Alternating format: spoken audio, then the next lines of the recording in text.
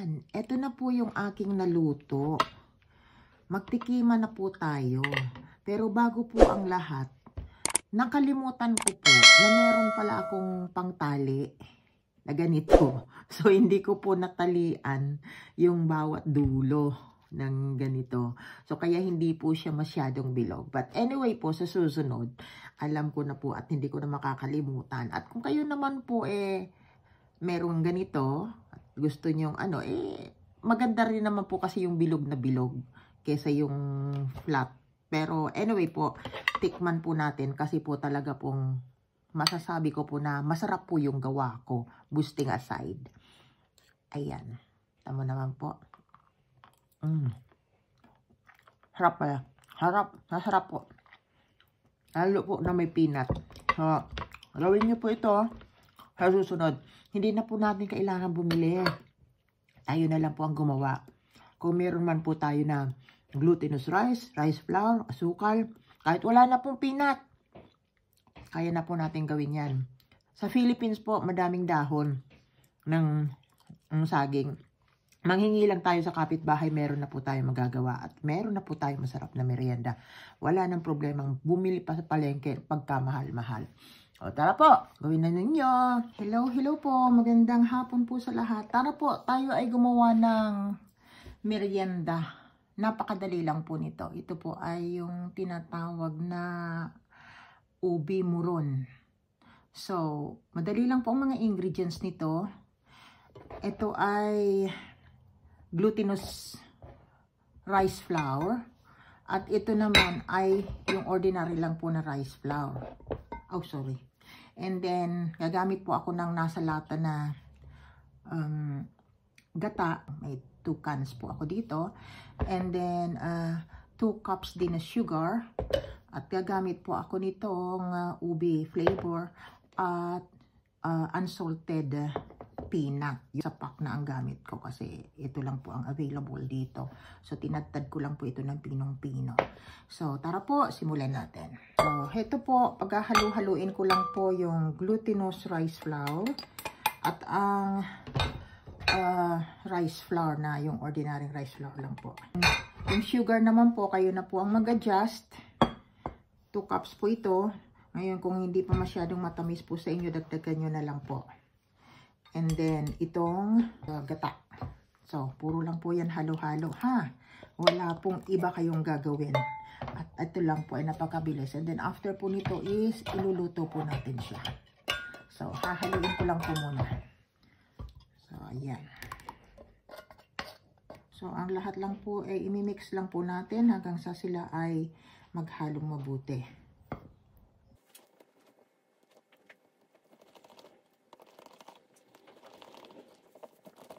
Ayan. Lapit na po. And then, paghahatiin po natin ito sa dalawa. Okay? So, dito na lang po natin ulit ilalagay sa nilagyan natin kanina. Hatiin lang po natin into equal part po. Oh. And then, set aside po natin itong white. So, ito po, lalagyan natin ngayon ng ubi flavor, yung isa. Lalagay po muna natin itong peanut.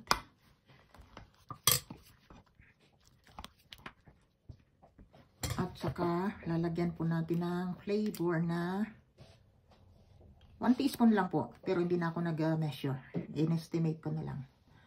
So, ayan.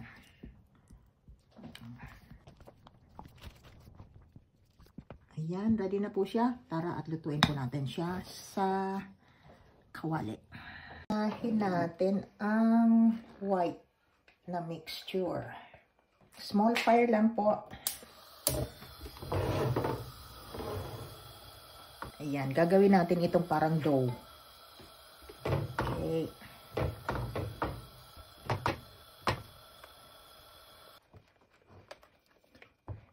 Keep mixing lang po, ha?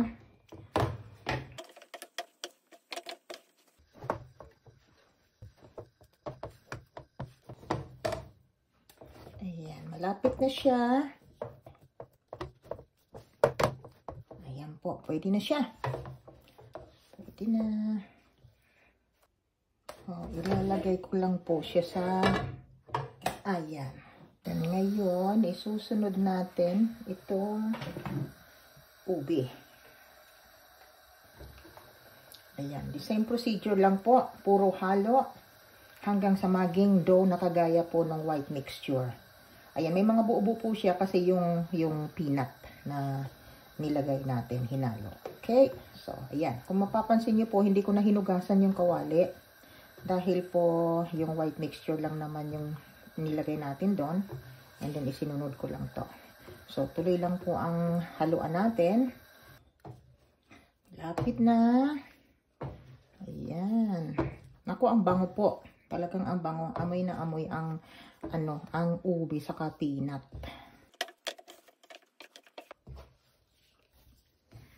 Ayan. Konti na lang. At tapos na siya. Tayo po ay magbabalot na sa dahon. Ayan. Ready na po. Tingnan nyo, pagka hiniwa nyo po ng ganyan, ang bilis na lang niya. O, hindi na siya magdidikit-dikit. So, luto na po siya. Tingnan nyo na po. Ang bango-bango. Super. Parang ang sarap na pong papakin. Kahit hindi na po ibalot sa dahon at i-steam. Ang sarap na. Anyway, ayan, tapos na po siya. Ay, magbabalot na sa dahon. Meron na ako ditong dahon na pinadaan ko na po sa apoy para po siya maging pliable. So, hindi ko na po na-videohan. Pasensya na. Pero madali lang naman po siya. Papadaanin nyo lang po siya sa apoy and then done. Ito po ang problema ko kasi hindi talaga ako marunong magbalot. Pero, I will try my best po para po sa inyo. Ayan. So, ang alam ko po, ginaganito-ganito lang yan eh. Hindi po ba? Ayan. Tapos,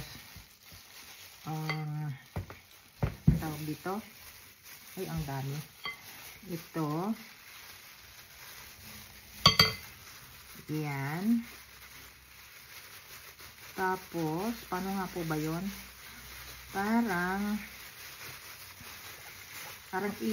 ititirintas. Ititirintas. Paano nga po ba ang right word? Parang ginaganito lang po siya. Ayan. Ay, naku. Talaga naman. Pero, guarantee po na masarap po itong gawa ko.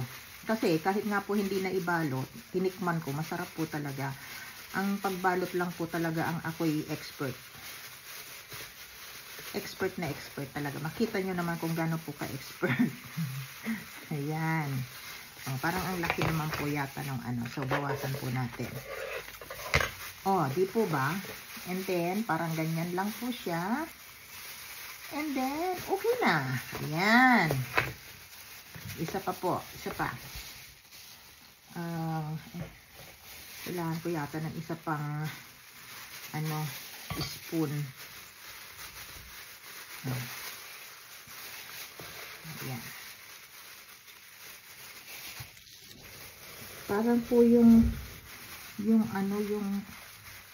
purple, yung ube masyadong malapot. Pero itong puti is okay lang.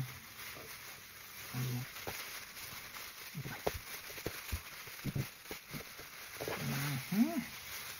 Ayan. Makita po natin mamaya pag naluto na. Ayan. Ay, ilagay ko na po diretso dito. Para naman meron na tayo makitang ginawa. Ayan. So,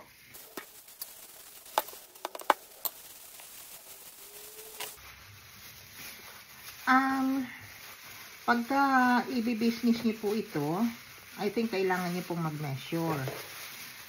Dahil dito lang naman po ito sa bahay, kaya hindi na po ako nag-aabalang magsukat-sukat pa. Ayan.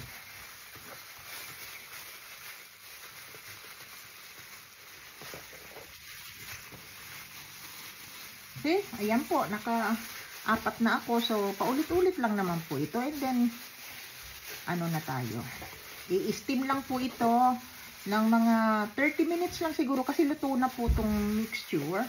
So mga 30 minutes lang po is done na po siya. Okay? So paulit-ulit po hanggang sa matapos na lang. Ayan. Madami din po akong nagawa. Pero meron pa po. Hindi pa tapos. Pero marami siya. Ayan. 50 minutes meron na po tayo. Okay? Ayan. Ayan. Luto na po siya.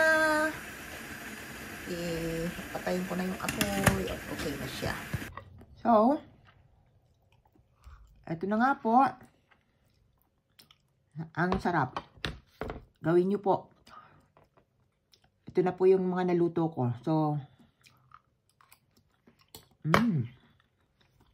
hala po ay may natutunan kayo kahit konti sa video na to.